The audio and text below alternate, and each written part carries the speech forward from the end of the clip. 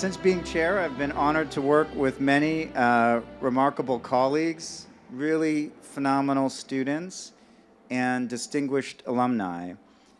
And a truly wonderful part of my job as chair has been connecting with all of those different folks, but in particular with our alumni who have left our department and gone on to critically transform the world in really important ways, and sometimes unexpected ways. And today's keynote speaker is an excellent example of just this. Born in Sacramento, the Honorable Neetu S. Banden Smith is a first-generation South Asian American.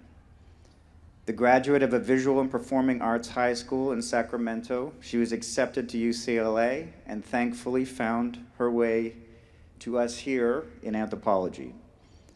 The second person in her family to attend college and the first to go to graduate school as a student at UCLA, Judge Banden Smith worked with the Women's Resource Center as a peer educator participating in sexual and domestic violence awareness work, including the Clothesline Project and Take Back the Night.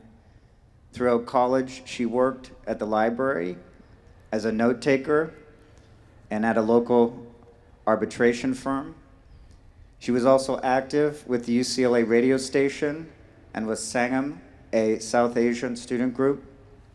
Following graduating with a BA in anthropology from UCLA, Judge Banden Smith attended law school at Southwestern University, where she earned a JD in 2002. While in law school, she was the chair of the Trial Advocacy Honors Program, where she developed a love for trial and social justice work.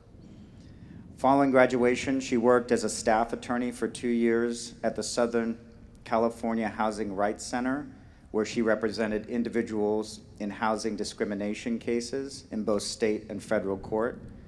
She then shifted to work as a public defender for 13 years in Los Angeles County, where she represented indigent individuals in criminal cases.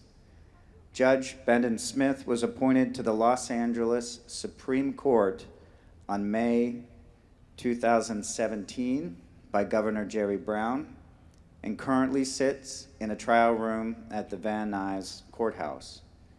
She lives in Los Angeles with her family of humans. This is an interspecies family. There's also 2 dogs and some fish. So please help me give a warm and extremely proud welcome home to the Honorable Neetu Banden Smith, our 2022 Department of Anthropology Commencement speaker.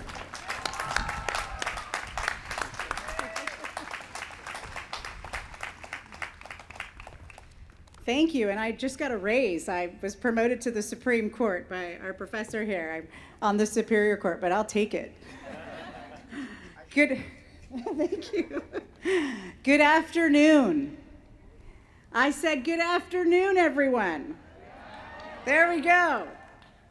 I am so honored to be with you here today, and I want to thank UCLA, because I wouldn't be anywhere without UCLA, and all of these professors in the entire anthropology department, and I'm sure you're giving those thanks right now.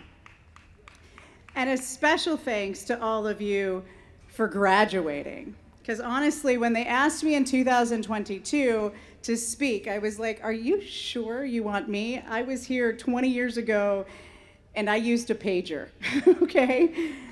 But I will tell you, to be here in person with you in this beautiful space, to feel this energy is like nothing else in the world. And for the parents out there, I think I might be here for you, proof that you can have a job after an anthropology degree. So fear not, dear parents. I always tell everyone that I use my anthropology degree more than anything else in all of my jobs since college, as an attorney, as a public defender, and as a judge. But not only there, because you'll find it's helpful if you're a mom, a friend, a sibling, a daughter, a wife, and even as a dog mom, anthropology comes in handy.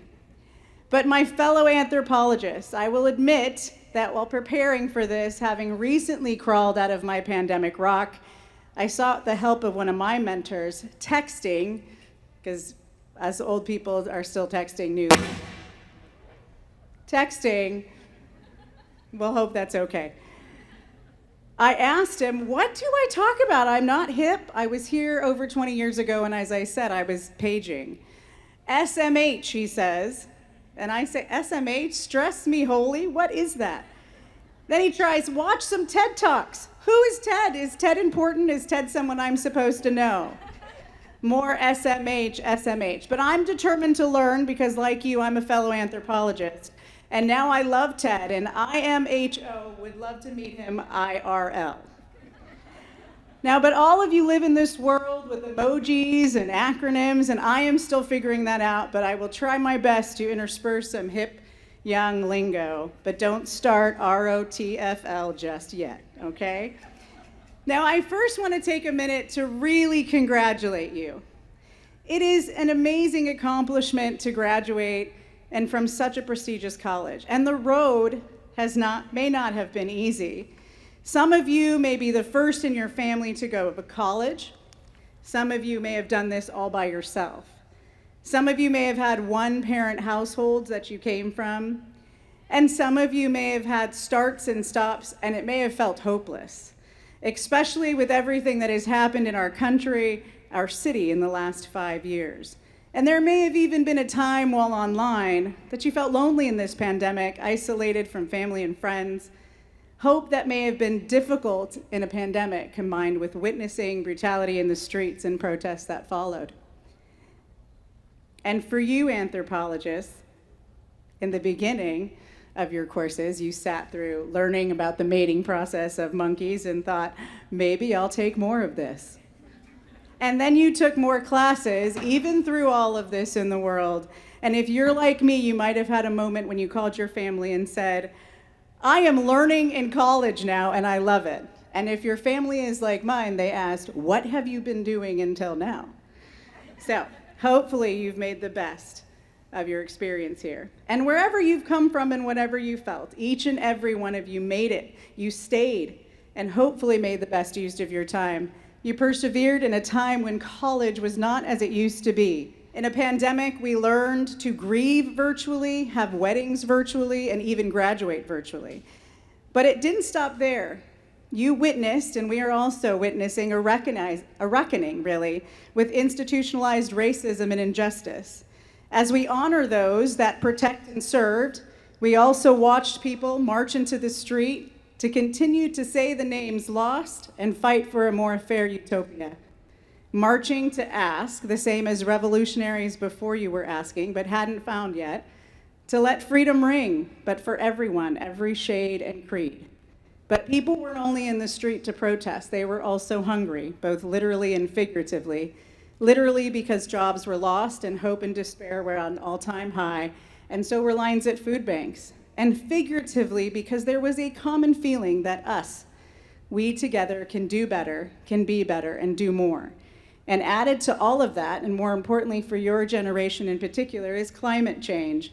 As you younger, smarter beg the older to listen so there may be blue skies and trees of green for your children's children. You, your generation, your people ask every day for a better world. So my fellow anthropologists, I give you this. You all now stand at the precipice of this world. You are the ones in the best position to improve it, to make it better, and perhaps save it from itself. Why? Because all of you have the skills to listen, to watch, to understand, and more importantly, to aid in understanding. Anthropologists do that. We aid others in understanding. We break through crosstalk, like we learned from Professor Durante. My class was over 20 years ago with him, and I still use crosstalk in those lessons every day. My fellow anthropologists, you already know that people matter, culture matter, and more importantly, the difference between our groups matter. So which is why I say this is your time. The world needs exactly you. So as you enter this world, I ask you to remember 3 things. First, remember that all of you are uniquely you for a reason.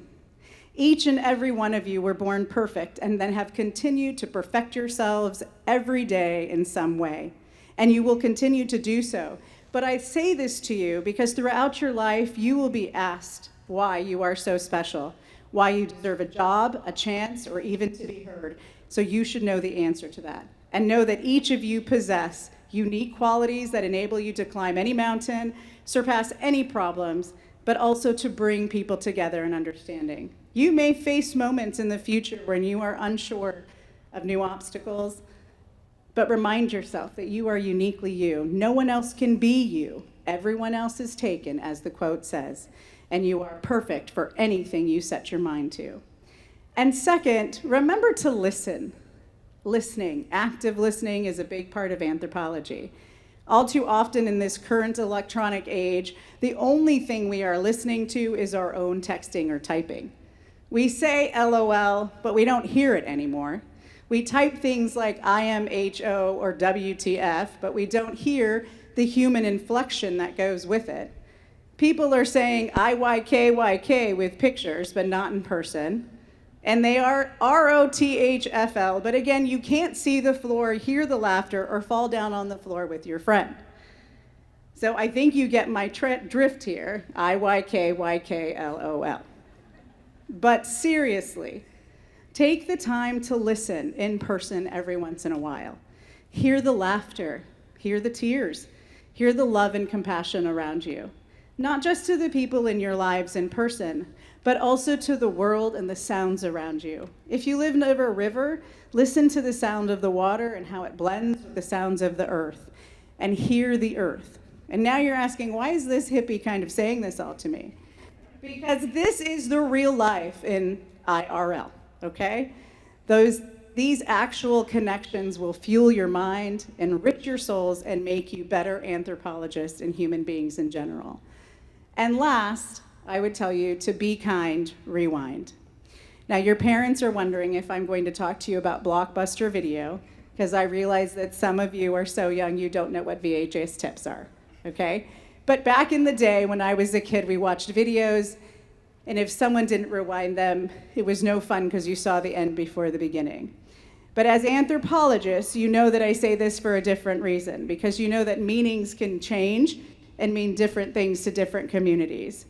Now, as I mentioned, in our time where civility gets lost, where decency can be lost, at a time where discourse and our current events can get personal and heated, even when we all know we're talking about basic human dignities and human rights. This is the time in these situations to remember to be kind and rewind. Rewind the events, kindly ask questions, and be an anthropologist and figure out how not to repeat it. It may take time, but take the time. And this will apply to you in the future in big and small situations. But if you are kind and rewind gently and figure it out, it will aid in cutting through crosstalk and help you effectuate real lasting change. The pure power of real lasting positive change is in each and every one of you, and I cannot wait to see what you create and become in this world. And so my fellow anthropologists, your big moment is almost here, and I thank you for letting me have the honor of being here. I congratulate each and every one of you again, and I congratulate your families and friends. And as you receive your degree today, I extend to each of you on this momentous day the hope of an ability to live a life well lived, full of love, full of happiness, full of friends of family, full of laughter, and full of life after an anthropology degree. Now go out there and get the world. Go Bruins, and congratulations to the class of 2022.